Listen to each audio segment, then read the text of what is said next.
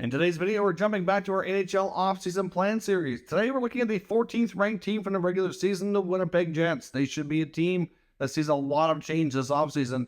What might those changes be? We'll talk about all that coming up next. So welcome back to another video here at Top Shelf Hockey. As I mentioned, today we're looking at the Winnipeg Jets and discussing their 2023 NHL offseason plan. As I mentioned, they're going to be a very interesting team to watch.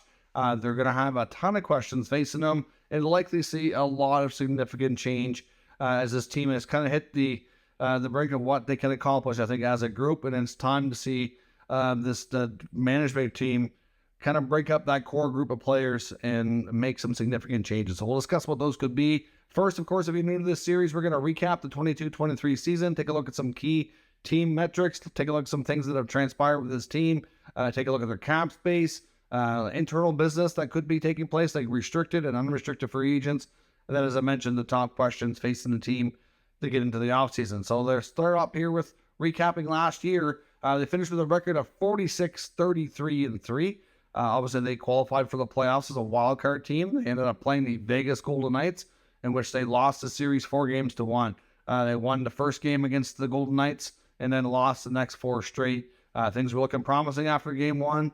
But the Golden Knights took over in Winnipeg, even though they had a few close ones on there, just couldn't get the job done. They were overpowered by the Knights, who are now in the Stanley Cup final. So certainly no slouches in that regard. They scored 247 goals for 21st best, while allowing 225 for 10th best. Of course, it was the first season with new head coach Rick Bowness, finished with a plus 22 goal differential.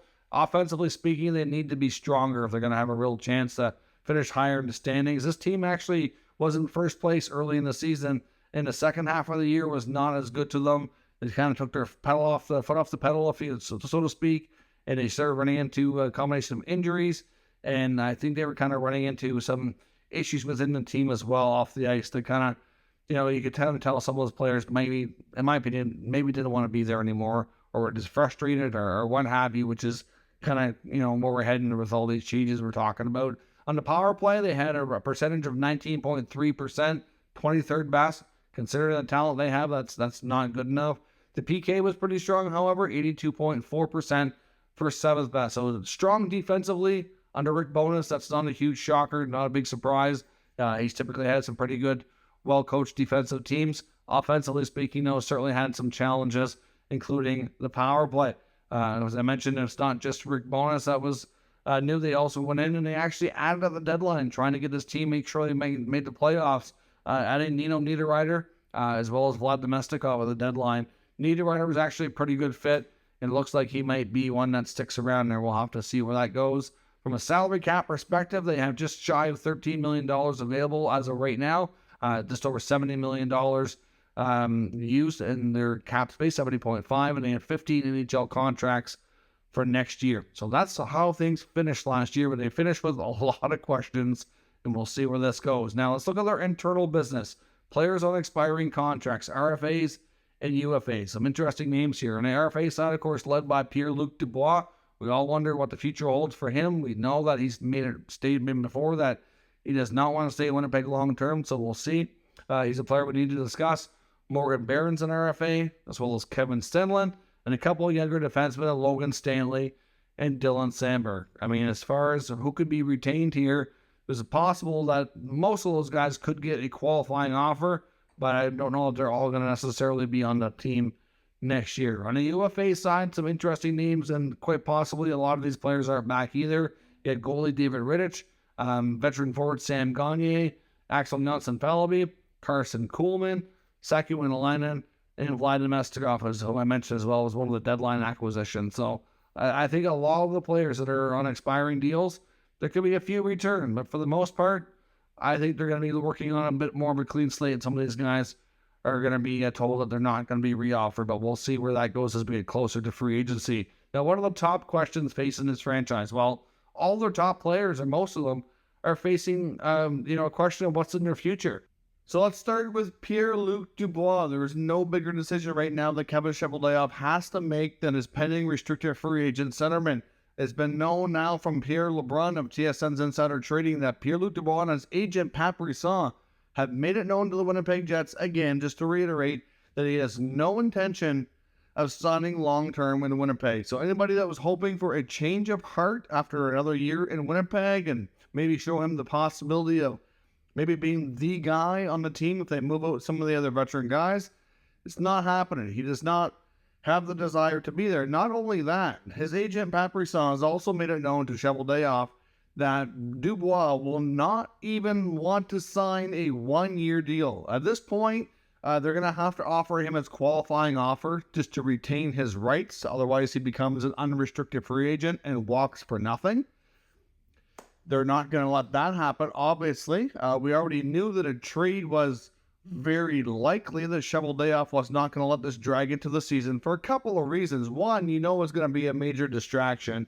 You've seen how things went in Columbus with this guy when he made it known he wanted out. He wasn't even really trying all that hard. I think it's already a frustration for fans and even to a degree the coach Rick Bowness that you don't always get the effort out of Dubois. To me, that's the biggest red flag with this guy, and maybe he'll be different when he ends up where he wants to be. I don't know, but that's the issue here is he's been unhappy everywhere he's been.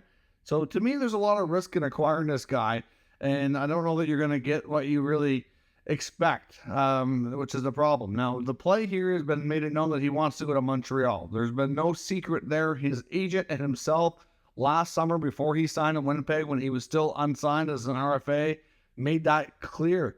I would suspect that nothing has changed in that regard, and he's trying to force his way there as soon as possible. Now, we can't confirm 100% if the Montreal Canadiens reciprocate those feelings and if they want to acquire him, but I would imagine they would be interested. Now, of course, like I said, they're going to expect a better effort, especially if they're going to give him a longer-term deal. I wonder what kind of contract they would offer him in Montreal should a trade materialize here with Winnipeg. But the problem is he says he's not even going to sign a one-year deal. So we know at this point a trade's going to happen. There's been speculation lately that there's a number of other teams outside of the Canadiens that would be interested in signing Dubois, even if it only means they have him for one season. Basically, they're buying him as a rental because they're not going to sign him and then trade him at the deadline unless things went horribly wrong and they didn't make the playoffs. So we're talking about teams that would be pretty confident that they'd be a playoff team and add him in as an extra player to kind of go for it and win now mode. And if they don't, if he walks at the end of the year, so be it. Obviously, that tells me, though, that the Winnipeg Jets would not get a great return.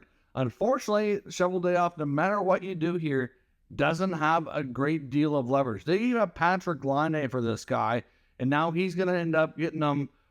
I mean, unless he pulls out a miracle, I have a feeling the return's not going to be great because they don't have leverage. Montreal knows, for example, if he wants to be there, they'll be like, well, we're not going to give you any more than this.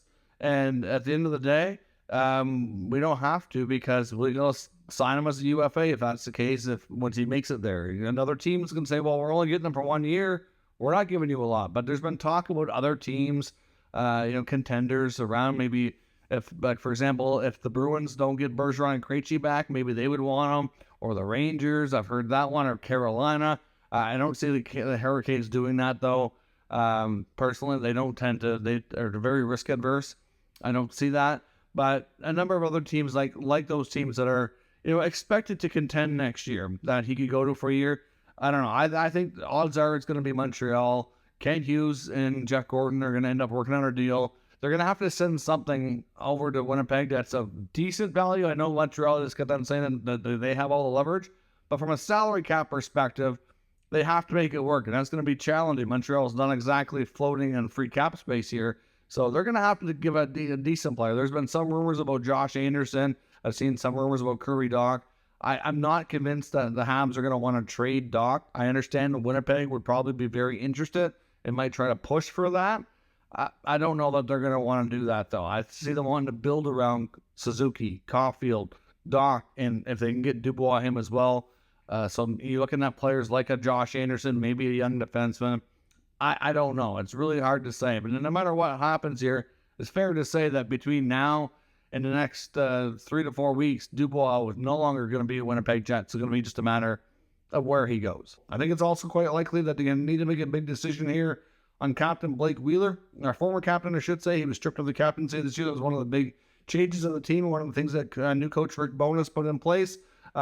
He does make a lot of money, over $8 million, but he's down to 1 year. Winnipeg might have to retain a little bit of that money, but I think it's quite possible if they work together, they can find a new home for Wheeler to finish out his contract. I think it's time for a change within that with Wheeler in Winnipeg. I mean, he's been there a long time. To me, I think I just think that core group of players needs to change. And Wheeler, it's fair to say he's getting a little bit older as well. Maybe not quite as productive as he was a few years back, but still a good player. And it's time to move on. So I think they're going to work hard to find a trade for him. Mark Scheifele is possible as well. He's another big question mark on this team. What's the future of Scheifele? He was the first ever draft pick of this team since he returned from after relocating and being the Atlanta Thrashers. So I think there's a sentimental aspect here, especially with Cheval-Dayal's been the GM the entire time as well. So, it's not easy to do from that perspective, but if they think it's best for the team. Now, Scheifele's still a very productive player, but I can say that I don't know that there's a great match between him and Rick Bowness for player coach. And I think it's fair to say that if Scheifele wants to have a better shot at winning, he might want to move on too, and it might be just time for a change. It's just that simple. He's 1 year away from being a free agent. And again, I don't know if Winnipeg wants to take a chance that they're going to lose him for nothing. So I think a lot of teams would have interest in, a 30 to 40 goal, 70 point plus centerman. So I think they can get a good return here. And if all these other guys start to go, we can kind of expect another big question mark to be answered. And goalie Connor Hellebuyck. There's a good chance Hellebuyck might move as well. He's got 1 year left on his contract, made it known he does not want to rebuild.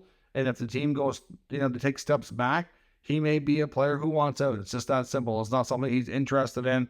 So those are 4 players right there, 4 guys that have been part of their core, 3 especially, with Dubois being a little newer to the team, that very well could be on the move if they find the right trades. Could we see an extension with Scheifele or Hellebuyck? Maybe. I don't know how likely it is, though, because I think this team is poised for a significant change.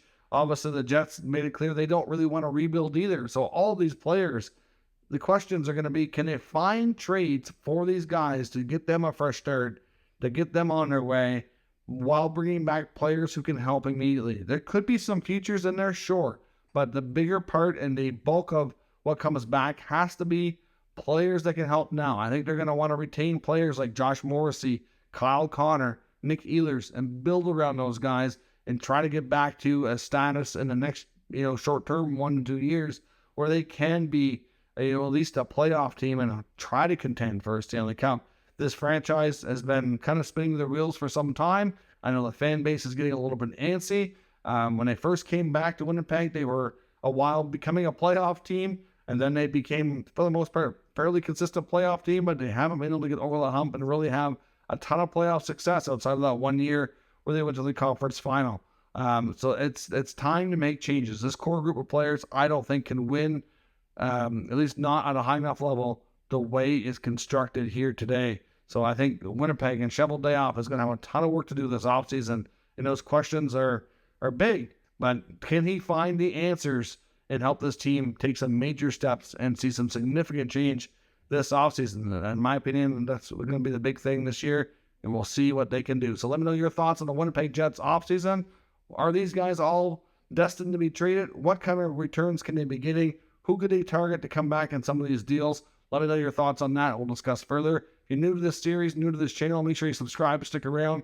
Plenty more to come in the series, lots more to come in the channel. We'll keep you up to date with all the latest news, rumors, and analysis of all 32 NHL teams. Thank you for watching, and I'll catch you next time.